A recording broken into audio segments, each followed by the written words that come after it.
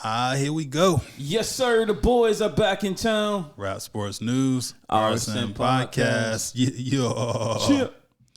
What's up, man?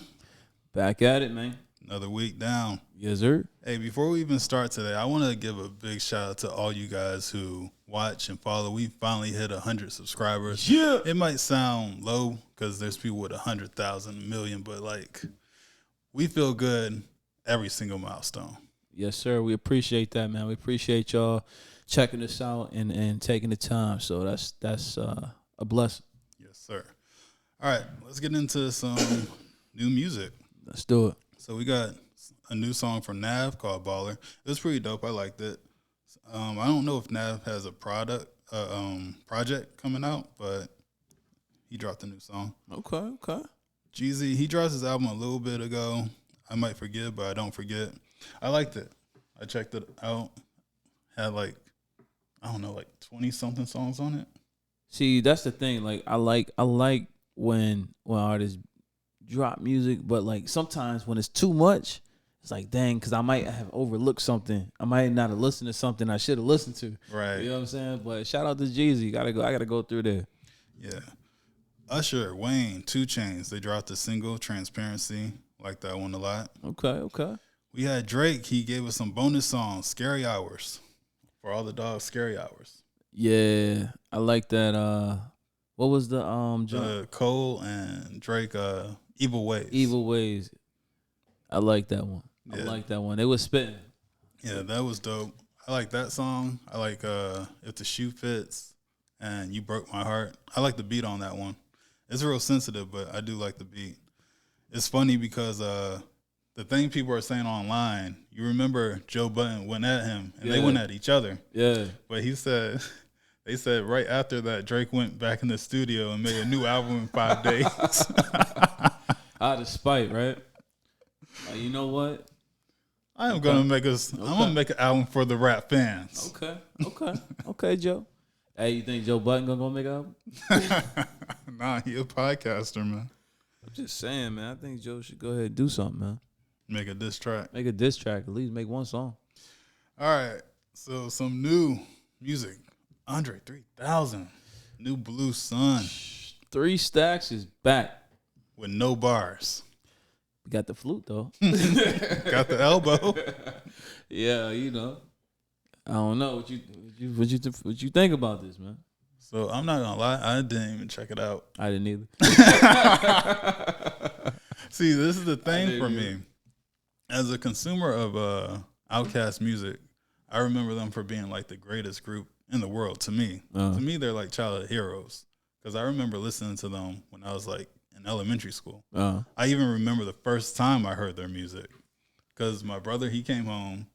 This is when we had, what was it, the Walkman? Oh, man, yeah. And he had his earphones on, and there was like weird music coming out of it. I was like, what the hell are you listening to? Yep. And then he didn't say nothing. He just put the headphones on my ears and like, what's that for? Yeah, everybody moves to the back of the bus. And I'm like, yo, what is this? Yeah, that joint was on, what video game was that? Was on a old school basketball video game too. Probably Live, like maybe Streets or one of those. Streets or Live, one of the older ones. And I heard the song before, but I didn't pay attention to it. This is when I lived in New York. I heard it, but I didn't pay attention to it. And then when I played it on the game, like, dang, this joint stuck in my head. Like, oh. Yeah. So it's just, I'm not too interested in that. And I don't really sit around listening to classical music. So It's this the thing, right? Like, and I like all genres as long as, like, I'm a melody person. So as long as the melody catch me or something about it that stands out, an instrument or something, I'll check it out. I'll listen to it. But like you said, when you know somebody for a certain style, not saying that you don't want them to progress and to evolve in their music, but you're not looking for the other style. You know what I'm saying? If I was looking for that, I would look for the best wind instrument person. Like, yeah, whoever that is out there. Yeah. There's got to be someone obviously better. But, you know, it was interesting because I watched this interview, and in it, which I didn't know, he said that Outkast never took a L the whole time they were out. Oh, wow. He said their first album went platinum. The second one went double platinum. The third one went 6 times platinum, and they said Love Below went like 13 times platinum. I didn't know that. So he said it just kept going. I had no idea. I didn't know that. And I kind of wish that he didn't drop something because I want to remember him like that. Mm-hmm. I don't think he's going to sell like 13 million Nah. albums. And I don't think he even cares. Nah. But think about this, though. At least he got his L. I forget, what label was they on? LaFace. Okay. What if they was independent? Oh my gosh, dude. And that wasn't even a thing back then. That wasn't even a thing back then. But what if they was independent, go on platinum that many times? It would have been like the richest artist probably ever. Yeah, I was just thinking about that when you were saying how many times they went platinum. That's crazy. Yeah. All right, so I know you heard this story. Lloyd Banks said he's selling his mixtape for $100. Mm-hmm. He stole that from Nipsey Hussle. Rest in peace, Nip. I thought Nip, did he sell it for $100? Yeah, he sold it for $100. I thought he sold it for $1,000. Nah, it was $100? It was $100. Okay. It was the reason why you probably thinking it's 1,000 is because I think Jay-Z bought 1,000 copies. Oh, yeah. Or something like that. He bought like a large number of copies. Mm-hmm. You Listen, man. In this economy, what regular 9 to 5 people spending $100 on a mixtape? This is what I'm thinking, man. If we didn't spend the $200 on Kanye, I don't see too many other artists making it work. Nobody's heard Donda 2, bro. Nobody's heard Donda 2. I can't tell you a song off of Donda 2. I don't know a song off Donda 2. And then on top of that, man, okay, in the most respectful, nobody's spending $100 on a 50 Cent mixtape. Right. Why would we spend $100 on a Lloyd Banks mixtape? Exactly. It's just, you got to know the right price. And Lloyd Banks is one of the best punchline rappers we've ever had. Yeah, I think good lyrics. Yeah, no, for sure. If it was marketing, like, okay, if they marketed it something like, okay, here's a exclusive mixtape versus between Lloyd Banks and Fabulous or something, and these like the craziest bars you never heard, he trying to bring bars back, something, it's a lack of bars, something, you know what I'm saying? And then it'd be like, yo, this is Fab versus Banks on a mixtape, $50. Mm-hmm. At least that's like close to a pay-per-view. You know what I'm saying? I ain't even paying $100 to watch Tank fight. Why would I pay $100 for this mixtape? I don't know. Yeah. I'm just saying. But I mean, it's good promotion. It got his name out there. Yeah, no, for sure. At least it's no such thing as bad promotion, what they say, right? No such thing as bad marketing. So as long as we're talking about it, so it worked. And just backtracking before we go on, with Andre 3000, Lupe said he's going to rap on the album. Really? He's going to rap on Andre's beat. I could see him do that. Oh, you got some flutes? Oh, he got the flutes? Oh, man. Of course. All right, so this next segment. All right, so I don't even like playing this game, but like pause over this whole next segment. Oh.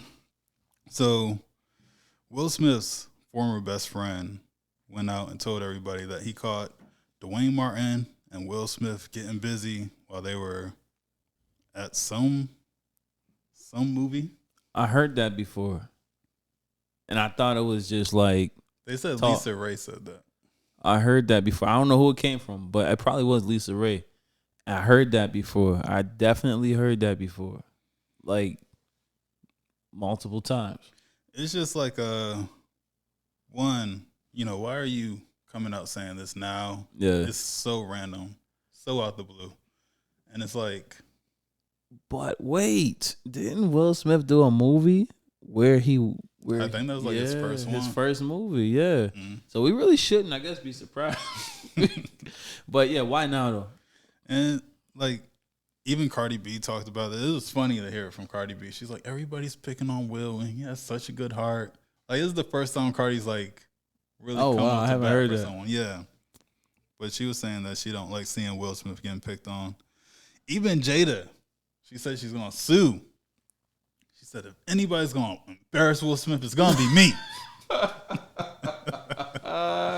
It's just, yo. So she's defending him in this, saying that they're gonna sue and that his friend is mad because he didn't want to do some deal with Wait. So I felt some kind of way about Jada getting involved with this. She always find a way to benefit off of something. Mm-hmm. She like, yo.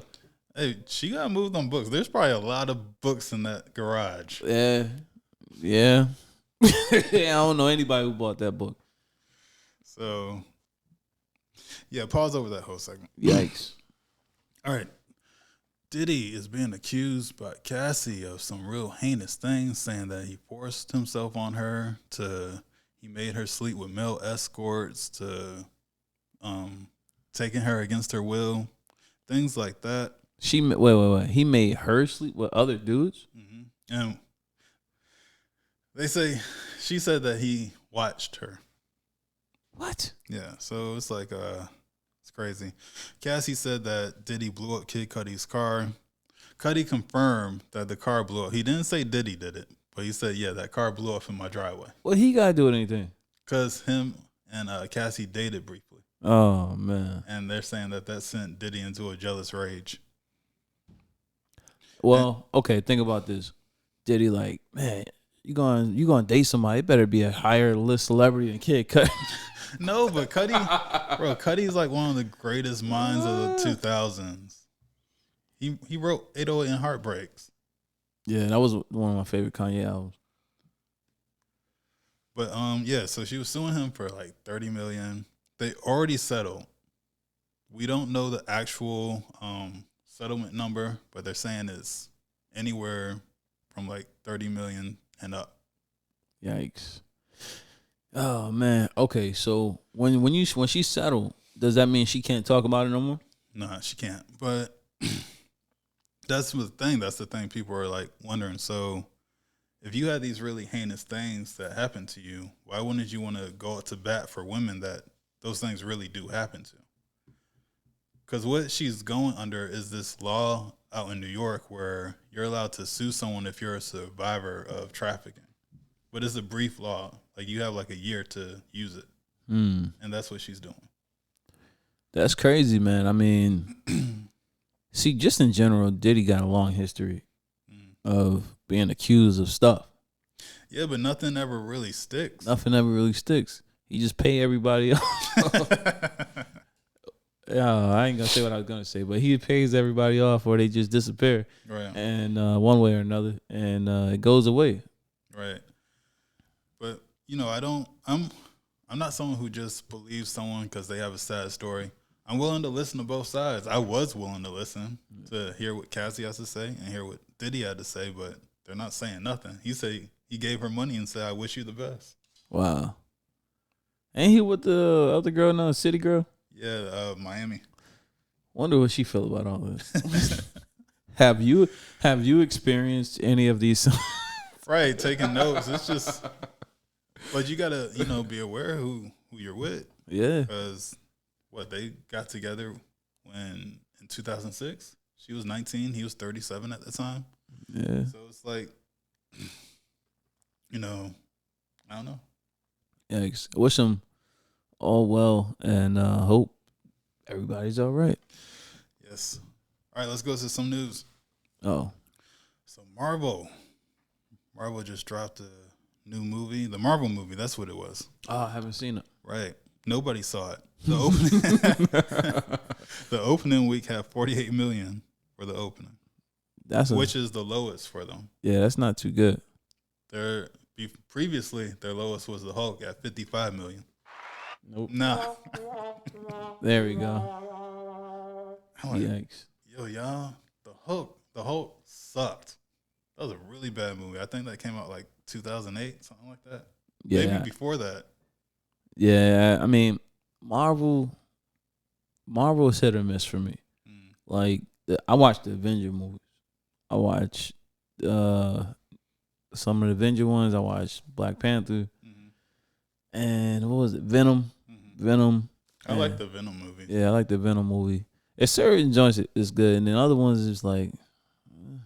Yeah, exactly. It's I feel like they try to put certain messages in it, and it just doesn't work because that's not your audience. Nah, and that's not what we're looking for.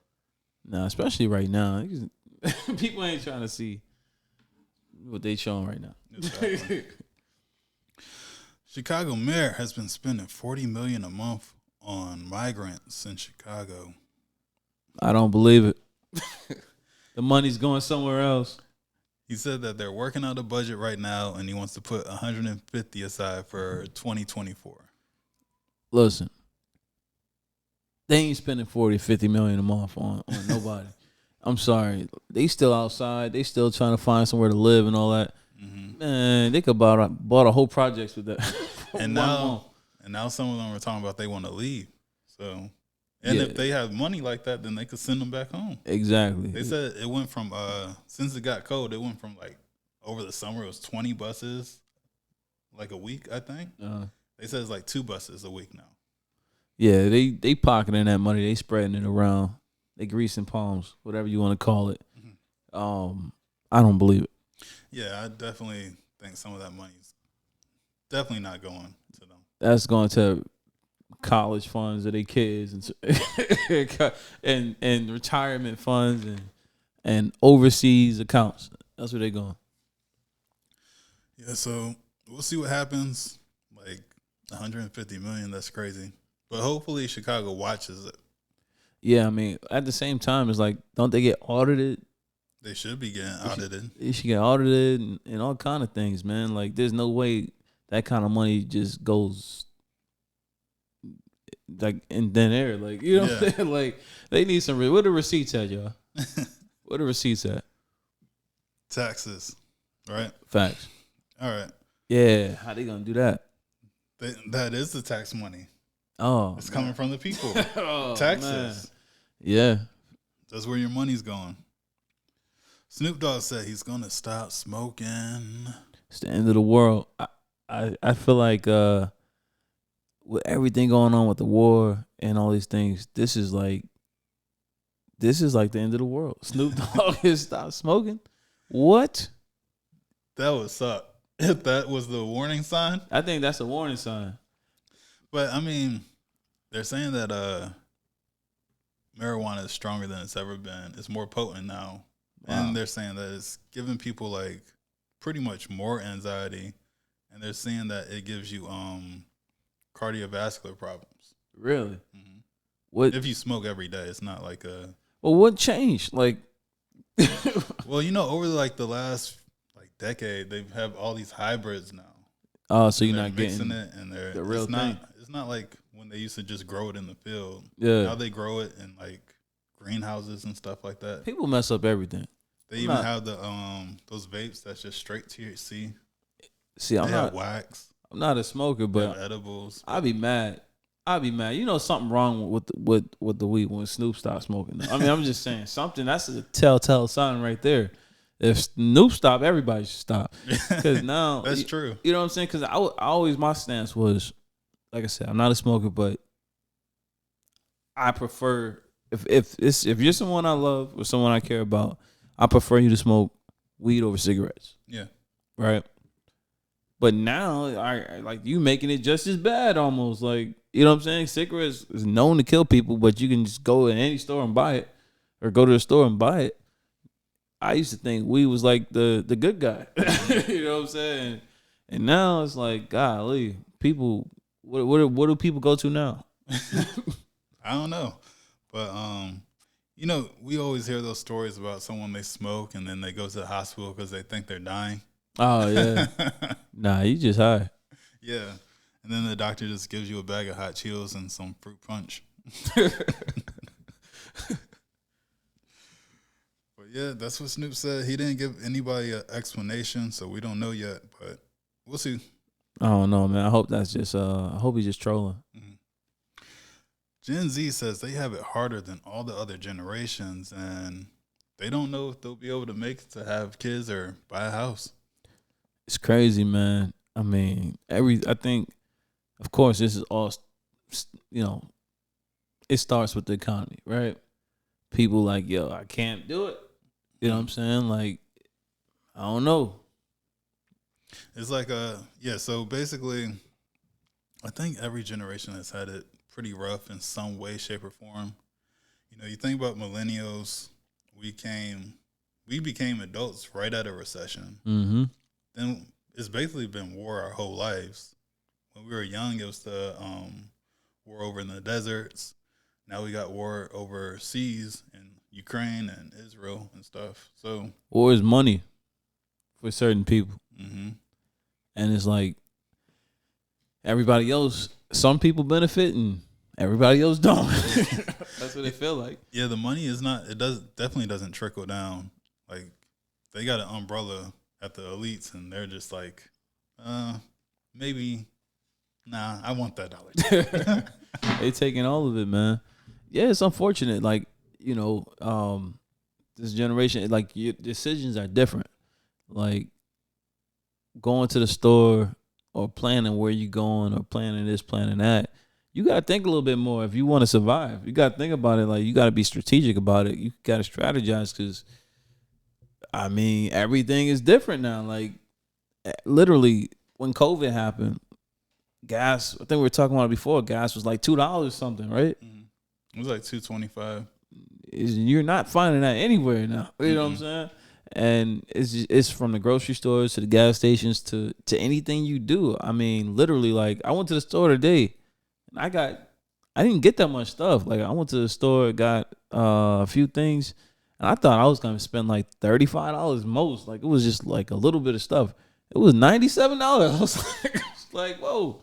I was blessed to be able to like take care of it with no problem, but it was still the fact that it was a big difference than the expectations, right? So now the point where I'm getting at is like, all right, until things change, I guess you got to change our people got to change their expectations, what to expect out of not even just life, but just like in day-to-day activities. Yeah, and just to go into your point, like, yeah, things change. So there was an American dream, 50 years ago in the 70s, the picket fence and the house and the dog and da-da-da, blah, blah, blah. But I think this gives new opportunity to the generation to have a new dream. It might not be that. I like that. Have a new dream, folks. I like that. Because sometimes we put ourselves in unnecessary constraints. Mm-hmm. Like we think, like you said, we think that we got to, go to school, go to college, graduate, get the whatever corporate job, get married, have a family, had a house with the like, it's people with the tiny homes now. It's people with, it's like, innovative. You got to think innovative. You got to think, I think my thing is you got to think lifestyle, right? Like, how do you want to live? And what are alternatives to the traditional ways? Because if we stay stuck in one mindset, we put ourselves in a box, and then when inflation and all this stuff happen, you can't pivot. You know what I'm saying? Yeah, exactly. So I think, it's just we'll figure it out as a culture, but it's gonna be a rough road for everybody. It's not just Gen Z. Yeah, and if you know somebody who is looking to make some extra money, which is like most of the world, tell them to subscribe to this podcast. We're not about to help you make money. We just want you to subscribe to this podcast. I'm just playing. Sports. Yes, sir. So this was crazy, man. Watching the game, not even like 2 minutes in. Why was Draymond Green choking Rudy Gobert? Listen, man. Draymond just wasn't happening. Draymond just wasn't having it. All right, let's break down what happened. So, like you said, game started, gets a little chippy from the jump. Clay and I forget the other guy on the Minnesota Timberwolves, they was like pushing back and forth. The guy initiated, I think mostly with Clay. They get into a scuffle, pushing each other down the court. Then Rudy Gobert goes and grabs Clay. I'm like, why are you grabbing Clay? Grab your own teammate. You know what I'm saying? Because immediately, at least from when I played sports, somebody's grabbing my teammate, I'm grabbing them. You know what I'm saying? Like, and that's what Draymond did. He just he grabbed him, but he just happened to grab his neck.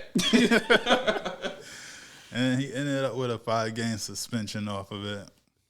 Yeah, he I don't know, man. People, I feel like I'm not mad at Draymond. It's just unfortunate because, well, I guess people say you could have grabbed his chest or his waist or something like that. So if I'm Draymond, I think maybe he thought the most effective thing to do was to grab his neck. He tall, he like 7'18" or something like that. Right. You know, this guy's like 7'2" or something like that. He's huge. He's a tall, lanky guy. So I mean, I think that's what he was reaching for. He grabbed his neck. I don't know. I'm not mad at Draymond, but I wish he didn't get the 5-game suspension. Yeah, that sucks. The Colorado Buffaloes lose to Washington State, 56-14. What happened, man? Oh man.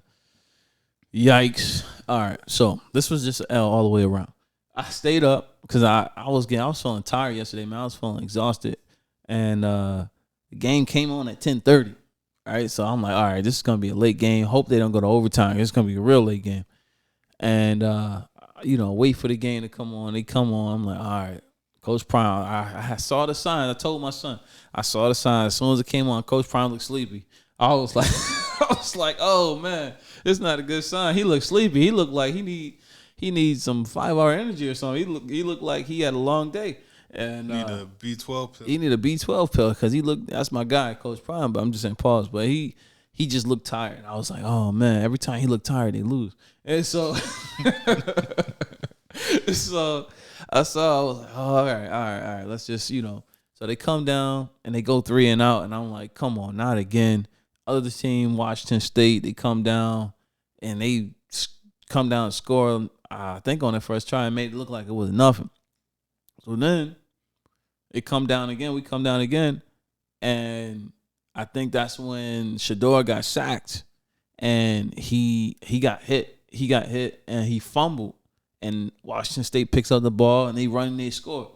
So from there, things just went downhill. And we scored. Travis Hunter, I think, scored a touchdown or somebody. I think it was a deep bomb to Travis Hunter. And it looked like they was going to fight back. But Shador kept getting hit and he ended up going out of the game. He came back in the game, tried to play. He got hit again. And sometime like the beginning of the second quarter, somewhere in the beginning of the second quarter, he went out. He never came back. And they ended up losing 56-14. So that crushed the bowl eligibility hopes to get into a bowl game because they needed to win this game and the next week's game. So that's pretty much it, man. Like once they, after next week, after they play, I think it's Arizona, I think it is, or Utah. Maybe Utah or Arizona, one of them. Their season's over. But upside is, coming back next year, I think they're going to be a whole lot better. They're going to have a whole new set of linemen, offensive line to protect Shador because I think he got to be the most sacked quarterback in college football, and it might be the most sacked quarterback for one season in college football history because he's been sacked over 50 times. Wow. That's a beating on your body. So that's rough. Shout out to the Buffs. Still rocking with y'all. Still holding it down. That was a tough L yesterday. Shout out to Coach Prime. Yes, sir. What about some NFL stats? Excuse me. All right, so let's look at it. So AFC West. Or I'm sorry, we're going to start the AFC. AFC East, the leader in the AFC East, we got Miami Dolphins. They're 6-3, followed by the Bills, is 5-5. Come on, man, we got to get this thing right. They've been making me very upset lately. Jets 4-5, and the Patriots, they're 2-8. AFC West, we got the Chiefs. It's a little strong, man. They 7-2. Followed by the Raiders is 5-5, Chargers 4-5, Broncos 4-5. AFC North, we got the Ravens, the 8-3, Steelers 6-3, Browns 6-3, Bengals 5-5. I like what I see for the Ravens right now. I hope they continue to get better throughout the rest of the games, and I really hope they make a run. We got the Jags, AFC South. They're 6-3, Texans 5-4, Colts 5-5, Titans 3-6, and I'm missing some folks. Let me see. Hold on. Okay, NFC East. Okay, here we go. NFC East. We got the Eagles. They're 8-1. So, like I said, I'm a Buffalo fan. I look like we're not doing it because I'm from Buffalo, but we look like we're not doing it this year, at all. I just don't see it. But I like the Eagles. I want to see the Eagles do well. Cowboys is doing all right. The Niners are 6-3, and the Lions, Detroit Lions. Would you believe if I told you they were 7-2? Wow. I wouldn't believe that. Followed by the Vikings at 6-4. And then you got our division, Falcons division. Let's go. Saints 5-5, Bucks 4-5, Falcons 4-6. And at least we're not the Panthers, 1-8. So that's a little breakdown of their NFL. I think right now, looking at it, and I haven't been watching all the games, right? I went through the AFC and NFC. In the AFC, I like the Chiefs, of course, and I like the Ravens in the AFC. In the NFC, I like the Eagles, and I haven't watched the Lions play, but if they're as good as their record, I think the Lions might make a run. Yeah, it looks like they are. Yeah, so we'll see. We'll see. That's your NFL. Ready for a fun topic? Let's do it. All right. So, which one of these albums from the last 10 years is still in your rotation? Okay. We got Drake's Nothing Was the Same, Eminem's The Marshall Mathers LP 2, Yeezus, and Magna Carta, Holy Grail. I think two of them are, but I would say Drake for sure. I'll say Drake too. Now I kind of want to listen to the Magna Carta. Yeah. The thing that I haven't listened to Yeezus since it came out because I didn't like it when it came out. Yeah, same here. Magna Carta, that was with Tom Ford on there and all that, right? Mm-hmm. Yeah. Drake and followed by Magna Carta for me. Yeah, but now people are saying that they like Yeezus. They're saying it was a innovative album. I gotta go back and listen to it because, like you said, once it came out, since it came out, I haven't listened to it. Because it didn't sound good back then. Yeah. It was like the first one with all that beat changing. Mm-hmm. We never heard that before. Where like, what you doing? You're rapping, and then all of a sudden the beat just switches up. Yeah, but now, like you said, like going back to it, we might feel different about it now. Yeah, I got you. Maybe. All right, we got one more. All right. Who's the best off this list? We got Snoop Dogg, 50 Cent, T.I. Best rapper or just best personality? Just the best. 50. So, I say Snoop. I say only reason, okay, I say 50 is the best rapper on that list. Or I would say my favorite rapper on the list. But personality is Snoop. Yeah. See, it's like because T.I. is actually my favorite rapper off the list, but Snoop is just like the best all-around star. All-around guy, yeah. Yeah. Because he had good rap songs, he had good TV shows. Yeah. And he was just a good personality. Like if social media was out when he was like that's out, true. he would have been one of the biggest like social media stars. No, that's true. That's true. I like reason why I say 50 is just because to me I liked his music the most out of all three of them. Yeah. I think I like Get Rich or Die Trying the most. Yeah. Get Rich or Die Trying is definitely his best album. But I also liked he had other songs too. He had good music. With T.I. Underground King, that was one of my favorite albums. Yeah. And then Snoop Dogg Last Meal was one of my favorite albums. Yeah. What album was that on? And Blue Carpet too. Blue Carpet. All right, guys. If you made it to the end, we want to thank you. Once again, special shout out to all you guys for following us and subscribing. Yes, sir. If you want to see more vlogs, music critiques, make sure you check out my page. You want to hear more music, see more vlogs, make sure you check out Slyce's page. Like, comment, subscribe. I'm Canary Valance. Slyce. Peace.